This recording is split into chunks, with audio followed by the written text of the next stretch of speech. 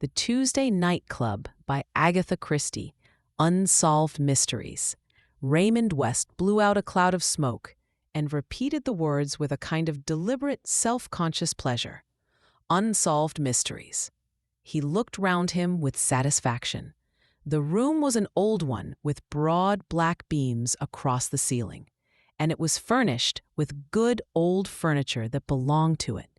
Hence Raymond West's approving glance. By profession he was a writer, and he liked the atmosphere to be flawless. His Aunt Jane's house always pleased him as the right setting for her personality. He looked across the earth to where she sat, erecting the big grandfather chair. Miss Marple wore a black brocade dress, very much pinched in round the waist. Michelin lace was arranged in a casket down the front of the bodice. She had on black lace mittens, and the black lace cap surmounted the piled of masses of her snowy hair. She was knitting something white and soft and fleecy. Her faded blue eyes, monogant and kindly, surveyed her nephew and her nephew's guests with gentle pleasure. They rested first on Raymond himself, self-consciously debonair, then on Joyce Lempriere, the artist with a close-cropped black head and queer hazel-green eyes. Then on that well-groomed man of the world, Sir Henry Clithering. There were two other people in the room, Dr. Pender, the elderly clergyman of the parish, and Mr. Patrick, the solicitor, dried-up little man with eyeglasses which he looked over and not through. Miss Marple gave a brief moment of attention to all these people and returned to her knitting with a gentle smile upon her lips. Mr. Petery gave the dry little cough with which he usually prefaced his remarks. "What is that you say, Raymond? Unsolved mysteries, huh? And what about them?" "Nothing about them," said Joyce Lempriere. "Raymond just likes the sound of the words and of himself saying them." Raymond West threw her a glance of reproach, at which she threw back her head and laughed. "He's a humbug, isn't he, Miss Marple?" she demanded. "You know that, I'm sure."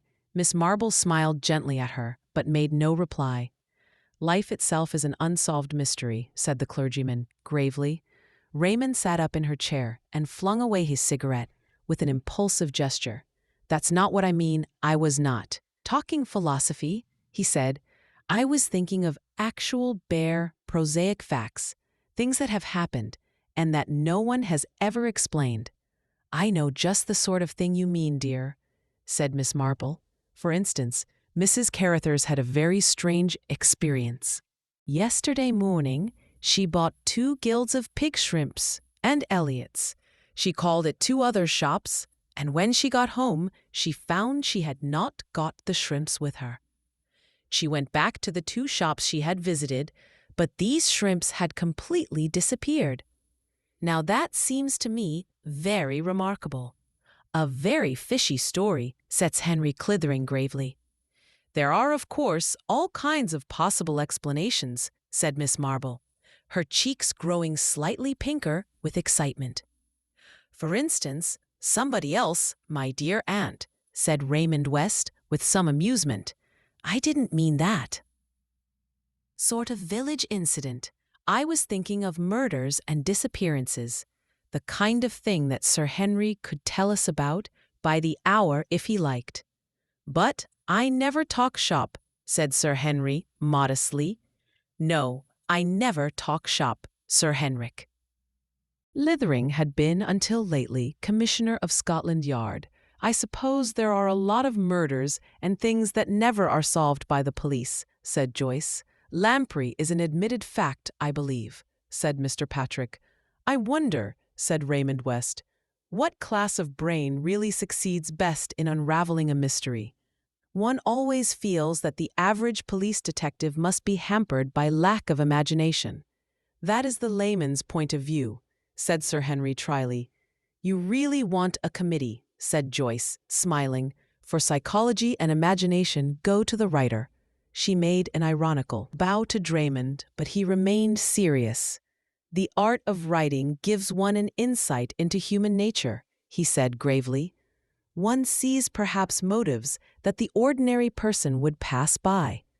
I know, dear, said Miss Marple, that your books are very clever, but do you think that people are really so unpleasant as you make them out to be, my dear aunt? Said Raymond gently. Keep your beliefs. Heaven forbid that I should in any way shatter them.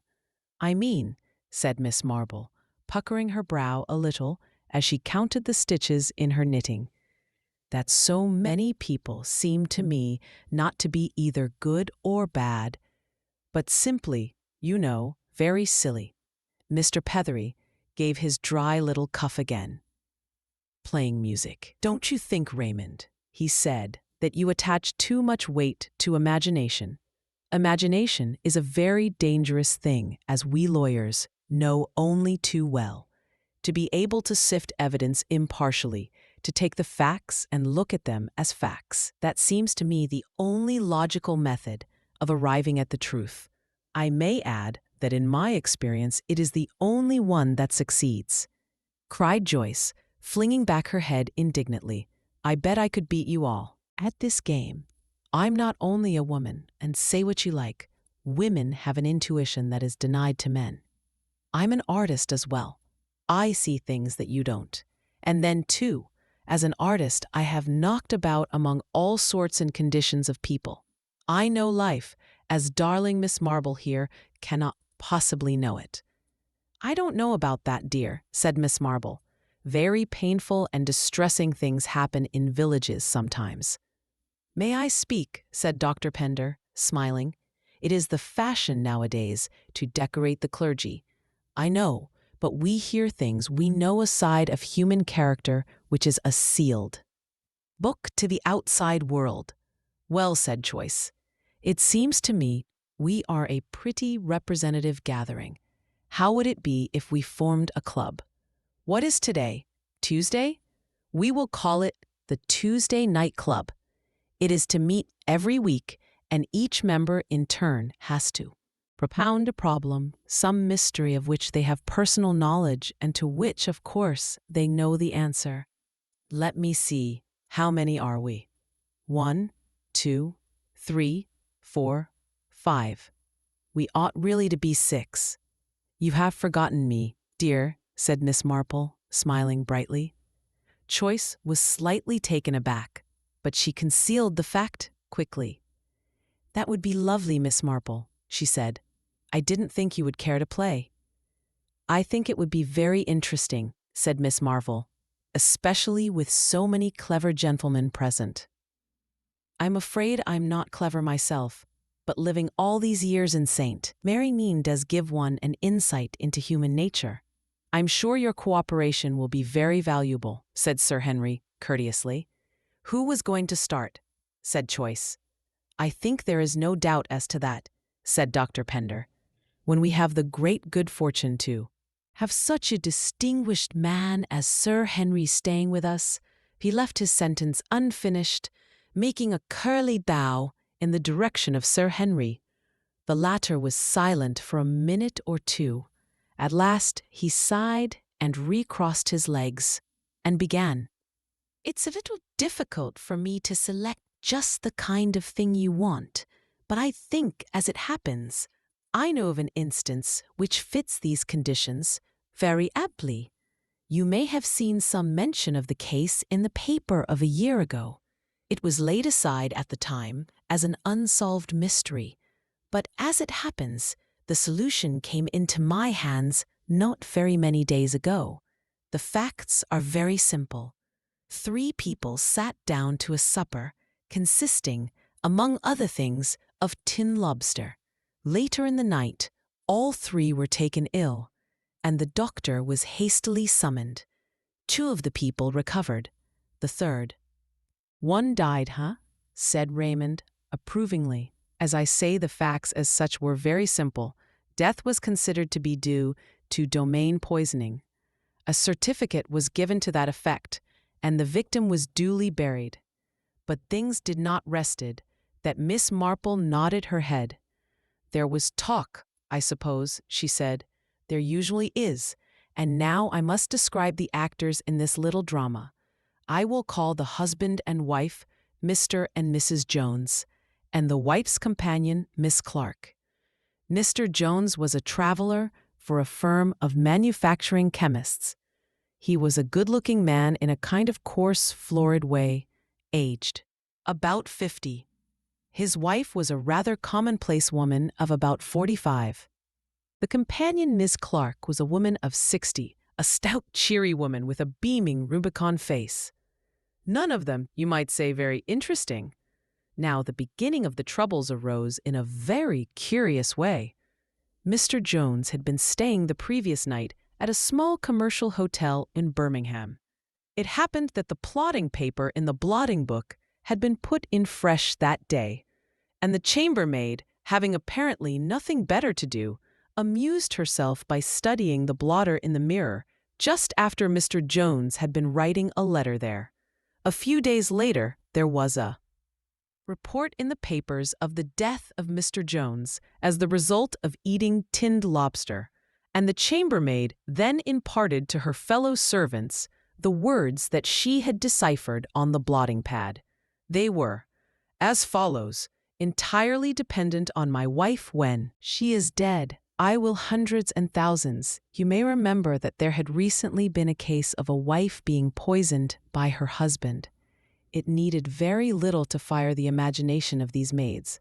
Mr. Jones had planned to do away with his wife and inherit hundreds and thousands of pounds. As it happened, one of the maids had relations living in the small market town where the Joneses resided. She wrote to them, and they in return wrote to her. Mr. Jones, it seemed, had been very attentive to the local doctor's daughter, a good-looking young woman of 33. Scandal began to hum. The Home Secretary was petitioned. Numerous anonymous letters poured into Scotland Yard, all accusing Mr. Jones of having murdered his wife. Now, I may say that not for one moment did we think that there was anything in it except idle village talk and gossip. Nevertheless, to quiet public opinion, an exhumation order was granted. It was one of these cases of popular superstition, based on nothing solid whatever, which proved to be so surprisingly justified as a result of the autopsy. Sufficient arsenic was found to make it quite clear that the deceased lady had died of arsenical poisoning. It was for Scotland Yard, working with the local authorities, to prove how that arsenic had been administered and by whom. "Ha," said Choice, "I like this. This is the real stuff." Suspicion naturally fell on the husband. He benefited by his wife's death, not to the extent of the hundreds of thousands romantically imagined by the hotel chambermaid, but to the very solid amount of £8,000. He had no money of his own, apart from what he earned, and he was a man of somewhat extravagant habits with the partiality. For the Society of Women, we investigated as delicately as possible the rumor of his attachment to the doctor's daughter. But while it seemed clear that there had been a strong friendship between them at one time, there had been a most abrupt break 2 months previously, and they did not appear to have seen each other since the doctor himself, an elderly man of a straightforward and auspicious type, was confounded at the result of the autopsy.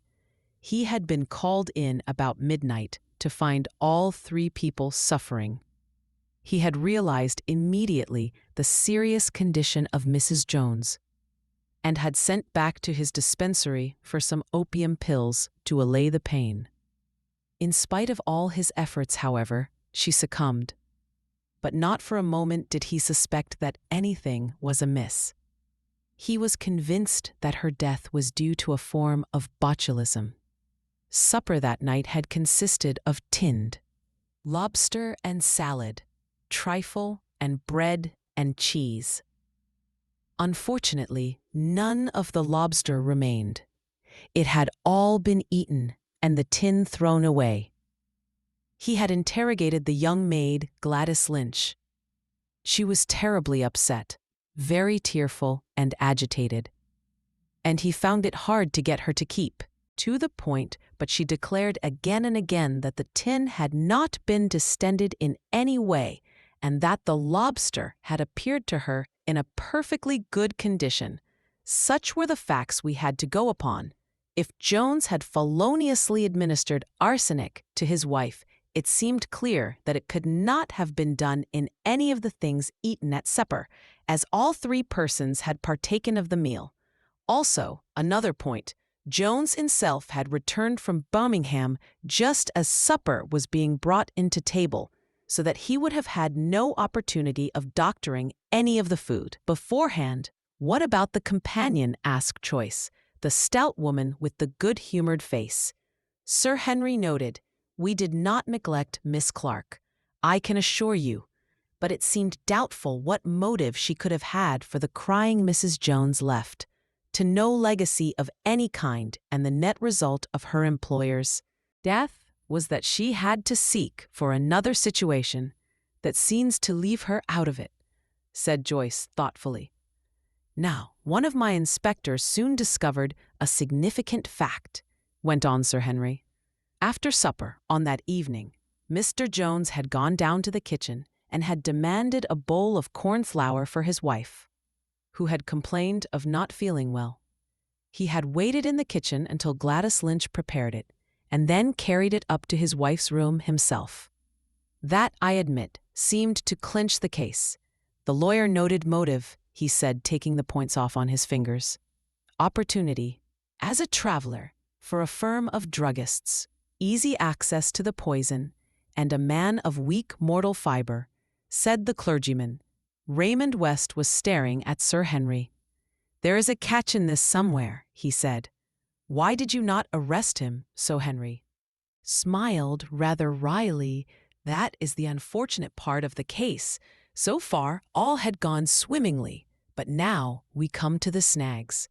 Jones was not arrested because on interrogating Miss Clark, she told us that the whole of the bowl of cornflour was drunk, not by Mrs. Jones, but by her.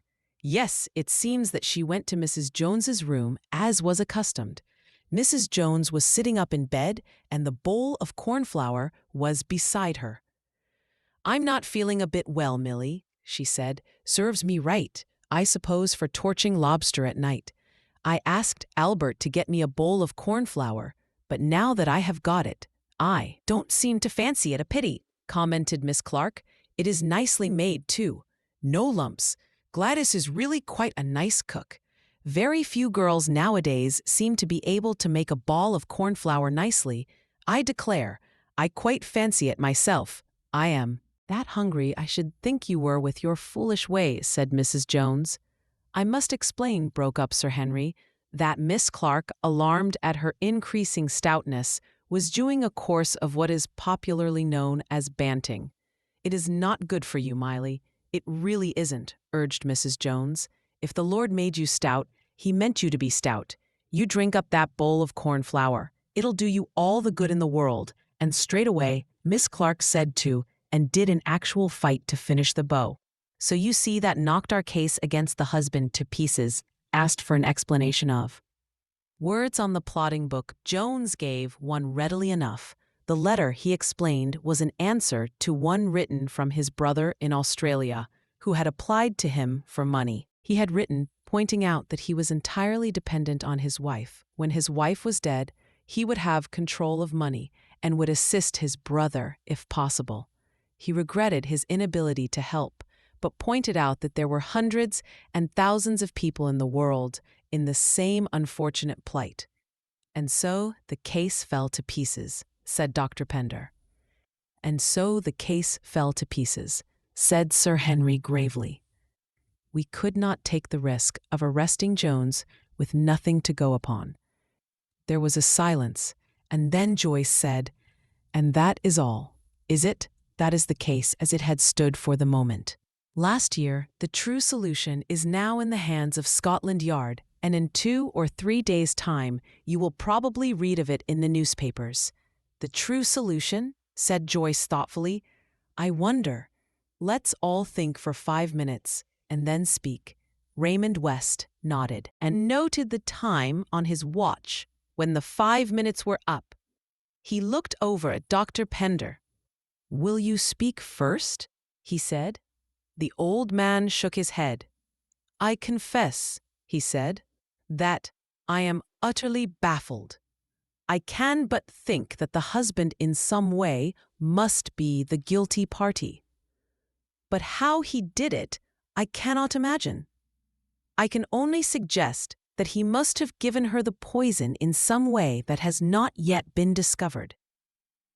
Although how, in that case, it should have come to light after all this time, I cannot imagine." "Joyce," the companion said, Joyce, decidedly. "The companion every time. How do we know what motive?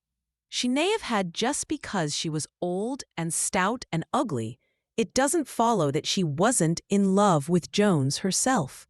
She may have hated the wife for some other reason. Think of being a companion, always having to be pleasant and agree and stifle yourself and bottle yourself up. One day she couldn't bear it any longer, and then she killed her. She probably put the arsenic in the bowl of cornflour, and all that story about eating it herself is a lie." Mr. Bethrick, the lawyer, joined the tips of his fingers together professionally. "I should hardly like to say on the facts. I should hardly like to say, but you have got to." Mr. Patrick said, "Choice.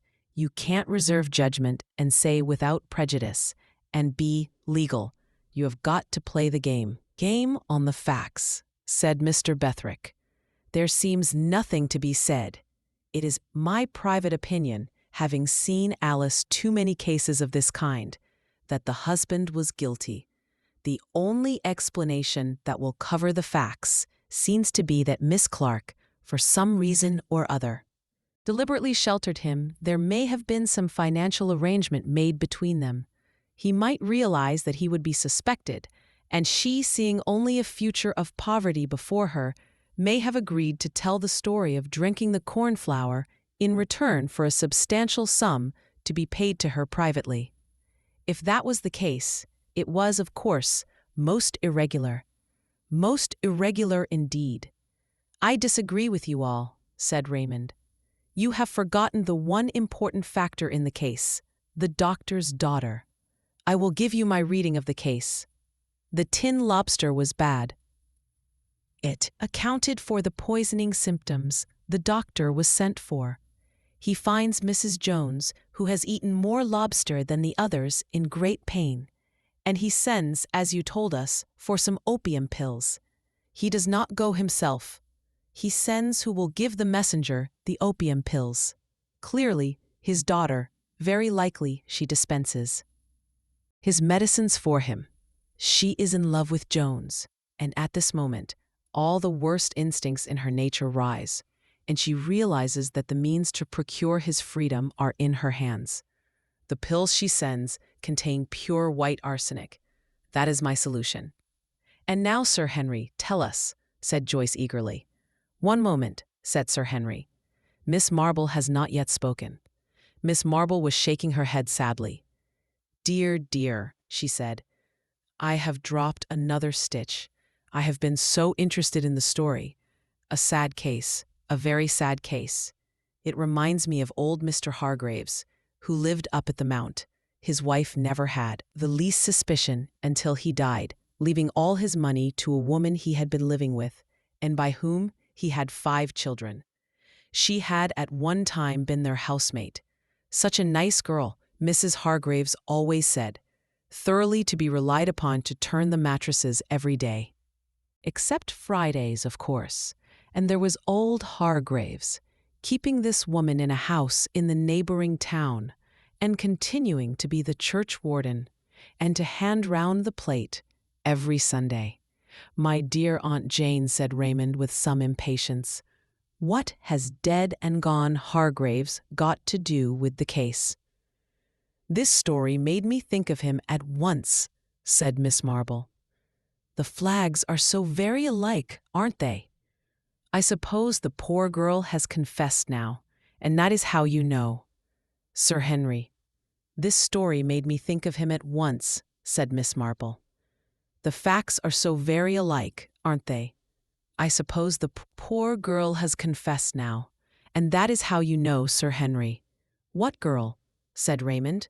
My dear aunt, what are you talking about? That poor girl. Gladys Lynch, of course. The one who was so terribly agitated. When the doctor spoke to her, and, well, she might be, poor thing. I hope that wicked Jones is hanged. I'm sure making that poor girl a murderess. I suppose they will hang her too. Poor thing. I think, Miss Marple, that you are under a slight misapprehension, began Mr. Predrick, but Miss Marple shook her head obstinately and looked across at Sir Henry. I'm right, am I not? It seems so clear to me. The hundreds and thousands and the trifle. I mean, one cannot miss it. What about the trifle in the hundreds and thousands? Cried Raymond. His aunt turned to him. Cooks nearly always put hundreds and thousands. Thousands on trifle, dear, she said. Those little pink and white sugar things. Of course, when I heard that they had trifled for supper, and that the husband had been writing to someone about hundreds and thousands, I naturally connected the two things together. As is where the arsenic was in the hundreds and thousands, he left it with the girl and told her to put it on the trifle. But that is impossible, said Joyce quickly. They all laid the trifle. Oh no, said Miss Marple. The companion was planting. You remember, you never eat anything like trifle if you are banting, and I expect Jones to scrape the hundreds and thousands of his share and left them at the side of his plate. It was a clever idea, but a very wicked one. The eyes of the others were all fixed upon Sir Henry. It is a very curious thing, he said slowly, but Miss Marple happens to have hit upon the truth. Jones had got Gladys Lynch into trouble. As the saying goes, she was nearly desperate. He wanted his wife out of the way and promised to marry Gladys when his wife was dead. He doctored the hundreds and thousands and gave them to her with instructions how to use them. Lynch died a week ago. Her child died at birth, and Jones had deserted her for another woman. When she was dying, she confessed the truth. There was a few moments' silence, and then Raymond said, Well, Unchained, this is one up to you. I can't think how on earth you managed to hit upon the truth. I should never have thought of the little maid in the kitchen being connected with the case. No, dear, said Miss Marple, but you don't know as much of life as I do. A man of the Joneses type, coast and jovial. As soon as I heard there was a pretty young girl in the house, I felt sure that he would not left her alone. It is all very distressing and painful, and not a very nice thing to talk about. I can't tell you the shock it was to Mrs. Hargraves, and the 9 days' wonder in the village. The end. You've been listening to an Agatha Christie mystery, brought to life by Rylan, Frasser, and team. Join us again for more tales of suspense, secrets, and classic crime solving. Until then, keep your wits sharp and your doors locked.